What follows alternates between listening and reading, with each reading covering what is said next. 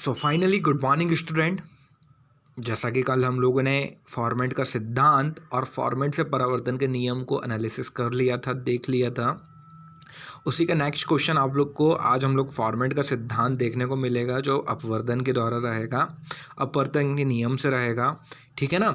तो अपवर्तन हम लोग जानते हैं कि अपवर्तन का नियम क्या बोलता है। अपवर्तन का नियम बोलता है कि जब कोई प्रकाशीय किरण किसी सतह पर टकराती है तो क्या होती है, पारदर्शित हो जाती है, मतलब उससे होकर बाहर निकल जाती है। वो क्या कहलाता है, प्रकाश का अपवर्तन कहलाता है। ठीक है ना। क्या कहलाता है, प्रकाश का अपवर्तन कहलाता है। और प्रकाश का अपवर्तन का नियम क्या होता है, अपवर्तन का नियम क्या बोलता है कि आपतन कोण की जिया अपवर्तन कोण की जिया में, जिया यानी साइन, कि आपतन कोण का साइन तथा अपवर्तन कोण के साइन में एक सरल निष्पत्ति होती है। यही क्या कहलाता है, आपके अपवर्तन का नियम भी कहलाता है। ठीक है ना। तो ये चीज़ें आप लोग ने देखा यहाँ पे कि फॉर्मेट का एक चीज़ और क्या देखना था आप लोग को, ही फॉर्मेट का सिद्धांत। तो कल हम लोग ने क्या बात की थी कि फॉर्मेट का सिद्धांत क्या होता है। तो मैंने आप लोग को क्या डेफिनेशन दिया था कि जो घर में सीट है उसमें एक छेद है, तो वो एक बिंदु है, जहाँ पर टकरा रहा है वहाँ पे दूसरा बिंदु है। प्रकाश एक बिंदु से दूसरे बिंदु पर जाए, सीधे जाए, अपवर्तन के द्वारा जाए, चाहे परावर्तन के द्वारा जाए, तो एक किस मार्ग का अनुसरण करती है, ऐसे मार्ग का अनुसरण करती है जिसमें लगने वाला समय क्या होता है, न्यूनतम या अधिकतम होता है। और स्टैंडर्ड डेफिनेशन क्या बोलती है, स्टैंडर्ड डेफिनेशन बोलती है कि प्रकाशीय पथ क्या होता है, स्थायी होता है। ठीक है ना। और डायग्राम के द्वारा भी हम लोगों ने कल फॉर्मेट के सिद्धांत को क्या हुआ था, समझे थे। तो यहाँ पर आपको फॉर्मेट का सिद्धांत क्लियर हुआ, अपवर्तन क्या होता है ये क्लियर हुआ, अपवर्तन का नियम क्या बोलता है ये क्लियर हुआ। ठीक है ना। उसी प्रकार हम लोग आगे देखते हैं कि प्रकाश का अपवर्तन क्या होता है। तो अब प्रकाश का अपवर्तन क्या होता है, प्रकाश का अपवर्तन में क्या बोला, सबसे पहले इसके लिए भी आपको क्या पता होना चाहिए, डायग्राम पता होना चाहिए। तो डायग्राम पता होने के लिए हम लोग डायग्राम में जाते हैं। तो डायग्राम कहाँ है हमारा, ये आया डायग्राम। ठीक है ना। तो यहाँ पर एनालिसिस करते हैं डायग्राम के बारे में।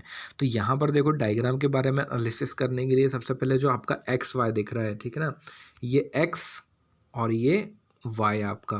तो एक्स और वाई क्या है, आपकी एक सरल रेखा है। ठीक है ना। एक पारदर्शित माध्यम है जो रखा हुआ है।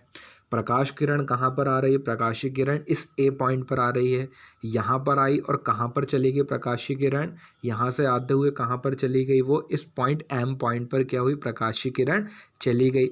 अब यहाँ पर पहुँच गई तो उसके बाद क्या हुआ, उस सतह पर टकराई, किस सतह पर टकराई, एक्स और वाई सतह पर टकराई, और क्या हुई, थोड़ी सी झुक गई।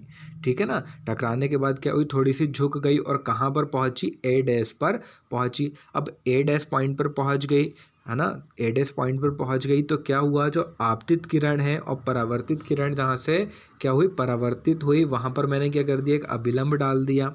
क्या किया, ये जो डाला मैंने, एक अभिलंब डाल दिया, डॉट डॉट। ठीक है ना। उसी प्रकार मैंने कहाँ पर अभिलंब डाल दिया, सतह पर, जहाँ पर प्रकाश से इसकी दूरी कितनी है, ए से लेके पी तक की बीच की दूरी ए, और यहाँ पर कहाँ, ए डेस पी डेस की बीच की दूरी कितनी है, बी, ये नाम दे दिया। ठीक है ना। फिर आप लोग को पता है कि आपतित किरण और अभिलंब के बीच बना कोण आपतन कोण कहलाता है, जिसे हम कैसे रिप्रेजेंट करते हैं, आई से रिप्रेजेंट करते हैं। इसी प्रकार आपका परावर्तित किरण और अभिलंब के बीच, परावर्तित किरण और अभिलंब के बीच बना कोण क्या कहलाता है, आपका परावर्तित कोण या अपवर्तित कोण कहलाता है, जिसे हम कैसे रिप्रेजेंट करते हैं, स्मॉल आर से रिप्रेजेंट करते हैं। ठीक है ना। इस P से लेके ये वाला जो P है मेरे पास, ये वाला जो P है, P से लेके इस P डैश के बीच की दूरी कितनी कहा, टोटल मैंने C है। और यदि P से लेके ये वाला P और ये वाले R के बीच की दूरी कितनी है मेरे पास, यदि कितनी है दूरी मेरे पास, एक्स है, तो ये वाली दूरी कितनी निकल के आ गई मेरी, एम से लेके पी डैश के बीच की दूरी कितनी निकल के आ गई, सी माइनस एक्स दूरी निकल कर आ गई। म्यू वन और म्यू टू क्या है, म्यू वन जो है आपका वो पहला माध्यम है। ठीक है ना, पहला मीडियम है, और म्यू टू क्या आपका दूसरा मीडियम है। ठीक है ना। अपवर्तनांक जिसे हम लोग कहते हैं, एक एयर है, पहले एयर में थी, एयर माध्यम में थी, और अब किसके माध्यम में आ गई है, वो जल दूसरा माध्यम क्या है उसका, म्यू टू, आप कुछ भी मान सकते, जल भी मान सकते हो। ठीक है ना। तो ये क्या कहलाया आपका, ये कहलाया आप का समतल पृष्ठ से प्रकाश का अपवर्तन। तो कहीं ना कहीं आपको कंस्ट्रक्शन समझ पर आया होगा और उसकी वर्किंग भी आपको डायग्राम की समझ पर आई होगी। अब यदि आपको ये चीज़ें क्लियर हो गई है, तो मेरे हिसाब से अब आपको यहाँ पर क्या हो जाएगा, ये जो इतना भी आपका डेफिनेशन लिखा हुआ है ना, क्या लिखा हुआ है यहाँ पर आपके,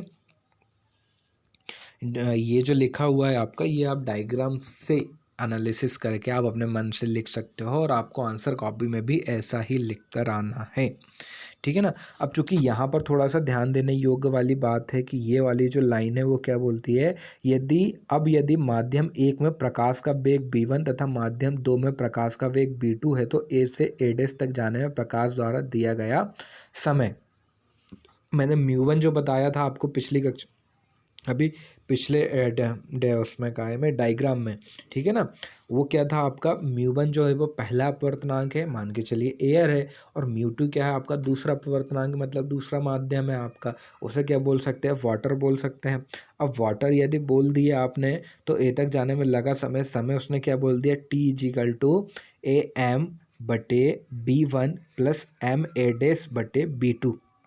अब ये कहाँ से लिया गया पता है ना, ये वाला जो है, ठीक है ना, कौन सा वाला, ये वाला जो है आपका ए से लेके एम तक, यहाँ तक लगा समय b1 और एम से लेके एडेस तक लगा समय क्या हुआ b2, ने दोनों समय को आपस में क्या किया, जोड़ दिया। ये चीज़ आपका क्लियर हो गया, ठीक है ना, ये चीज़ आपका क्लियर हो गया यहाँ पर। तो ये टाइम कैसे निकाला उसने यहाँ पर क्लियर हो गया आपको। उसी प्रकार अब देखो पाइथागोरस प्रमेय से उन्होंने क्या किया, टी तो जैसे का जैसा एम की वैल्यू निकाली और काई की निकाली है, एम है डैश की वैल्यू निकाल लिया। अब पाइथागोरस प्रमेय हमें पता है कि क्या का वर्ग अन्य दो भुजाओं के वर्गों के योग के क्या होता है, बराबर होता है। अब ये यदि हमें पता चल गया तो हम आगे कर सकते हैं। अब यदि आगे हमें बनने लगा है तो आगे क्या करेंगे हम लोग, फॉर्मेट के सिद्धांत पर जाएंगे। अब फॉर्मेट का सिद्धांत क्या बोलता है कि उसमें जो लगने वाला समय है और उसका विस्थापन है वो क्या होता है, 0 होता है, क्योंकि वो हमेशा न्यूनतम मार्ग का अनुसरण करता है। कौन न्यूनतम मार्ग का अनुसरण करता है, तो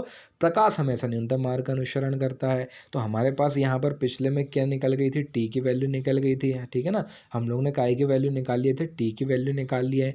टी की वैल्यू निकाली तो हम क्या कर लेंगे, फर्स्ट टाइम इसका डिफ्रेंशिएशन कर लेंगे, किसके सापेक्ष कर लेंगे, एक्स के सापेक्ष कर लेंगे। तो हमें क्या पता है, डिफ्रेंशिएशन में फार्मूला पता है। यदि डिफ्रेंशिएशन में हमें फार्मूला पता है तो हमने फार्मूला कहाँ पुट कर दिया, यहाँ पर फार्मूला पुट कर दिए। अब यदि फार्मूला पुट हो गया तो क्या हुआ उसका, जब इसको हम लोग ने इसको सॉल्व किया तो सॉल्व करने के बाद क्या निकल के आया हमारे पास, ये निकल कर आ गया, ठीक है ना। नेक्स्ट स्टेप निकल के आ गई। नेक्स्ट स्टेप निकल के आने के बाद जो x/√a² + x² है, ये काय का मान है आपका Pm/am का है, काय का है, Pm/am का है। इसी तरीके से आपका क्या निकल के आ गया, c-x/√b² + c-x का होल स्क्वायर है, वो क्या निकल के आ गया, Mp'/ma' निकल के आ गया। इसी प्रकार हम लोग क्या बोल सकते हैं कि 1/vi sin i = 1/bi sin r, ठीक है ना। ये चीज़ें हम लोग बोल दिए। तो क्या देखो, साइन आई के नीचे साइन आर को कर दिया मैंने, साइन आई के नीचे साइन आर को कर दिया, तो इधर क्या हो गया, v1/v2, v1 क्या हो गया, v2 हो गया। अब क्या बोला उसने, देखो यहाँ पर अभी इसको नेगलेक्ट कर देना है ना। आगे क्या बोल रहा है कि आपतन कोण की जिया तथा अपवर्तन कोण की जिया में एक सरल निष्पत्ति होती है और यही क्या होता है, अपवर्तन का नियम होता है। सरल निष्पत्ति का क्या मतलब है, सरल निष्पत्ति का मतलब है उसमें क्या होता है, हल्का सा झुकाव रहता है, ठीक है ना। जो साइन आई और साइन आर मतलब अपवर्तन कोण और आपतन कोण की जिया और अपवर्तन कोण की जिया के मध्य एक निष्पत्ति होती है और यही क्या कहलाता है, आपके अपवर्तन का नियम बोलता है। ठीक है दोस्तों, तो ये भी मुझे लगता है कि आप लोग को समझ पर आ गया होगा। तो फर्स्ट क्वेश्चन हमारा कल हो चुका था, नेक्स्ट क्वेश्चन हमारा आज हो गया है। So thank you for watching my channel and thank you my watching video.